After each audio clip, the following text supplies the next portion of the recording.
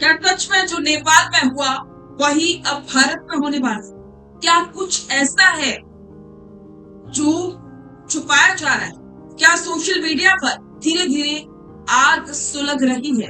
क्या सच में अब देश का युवा सत्ता पलट करने वाला है?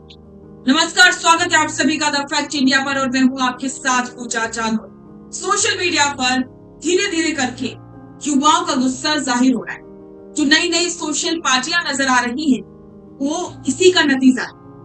और अब हर एक युवा, जैसे कॉकरोच जनता पार्टी हो गई, पैरासाइट फ्रंट हो गया या फिर और भी कई पार्टियां जो सोशल मीडिया के जरिए सरकार की नीतियों, युवाओं की बेरोजगारी, भ्रष्टाचार, तंत्र और तमाम चीजों को लेकर के अब सरकार को घेरने का काम कर रही है, जनता को जागरूक करने का काम कर रही है। और तो और युवाओं का सपोर्ट भी ज्यादा मिल रहा है क्योंकि भारत में बेरोजगार की दर दिनों दिन बढ़ती जा रही है। पढ़े लिखे युवा घर पर बैठने को मजबूर है और सरकारें कहती नजर आ रही है कि युवाओं का स्वरोजगार की तरफ आगे बढ़ना चाहिए। तो आज हम बात करेंगे इस सच्चाई की। आज हम बात करेंगे उस जैन सी की जिसने नेपाल में तख्ता पलट कर दिया और अब भारत में कुछ ऐसी ही तैयारी चल रही। पहले समझते हैं कि आखिरकार नेपाल में हुआ क्या।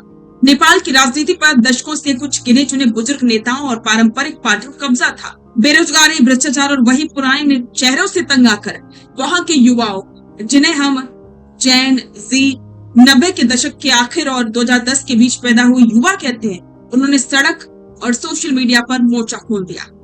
फेसबुक, एक्स के जरिए इन युवाओं ने बिना किसी बड़े राजनीतिक बैकग्राउंड के नए और पढ़े लिखे युवाओं का सपोर्ट करना शुरू किया। नतीजा क्या हुआ?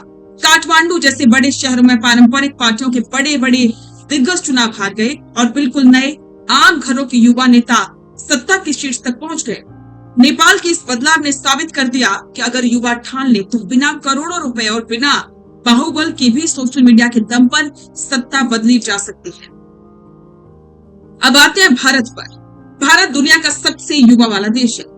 यहाँ की सियासत को लंबे समय से जाति, धर्म और क्षेत्रीय समीकरणों से तौला जाता रहा, लेकिन पिछले कुछ समय से सोशल मीडिया से एक नैरेटिव पूरी तरह से बदल रहा है। चाहे वो पेपर लीक का मामला हो, बेरोजगारी का मुद्दा हो या फिर युवाओं के हक की बात, आज का युवा किसी नेता के भाषण का इंतजार नहीं करता। वो खुद अपना कैमरा उठाता है, अपनी रील बनाता है, एक्स पर हैशटैग चलाता है और सरकार को बैकफुट पर लाने के लिए मजबूर कर देगा।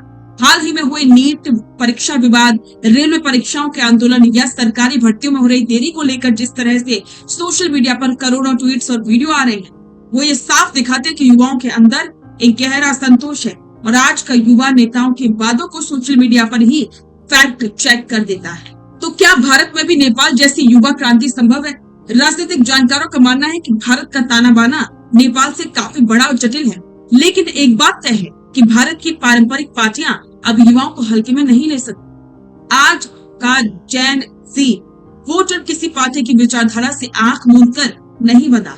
इसका मतलब है कि रोजगार से उसे मतलब है, पारदर्शी परीक्षाओं से उसे मतलब है, अपने उज्जवल भविष्य से।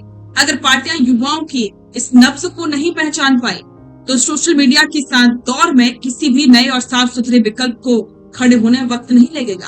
और युवा अब सिर्फ क्राउड या भीड़ नहीं है, वो सोशल मीडिया के जरिए खुद किंग मेकर बन रही है। तो नेपाल के युवाओं ने दिखाया कि कैसे युवा शक्ति एकजुट होकर पूरी सत्ता को पलट सकती है और कैसे एक युवा प्रधानमंत्री बन सकता है। तो अब सबकी निगाहें भारत पर टिकी है कि क्या सच में भारत का युवा भी अब इसी तरफ आगे बढ़ रहा है? क्या भारत में भी अब युवा शक्ति का उदय होगा? आपको क्या लगता है?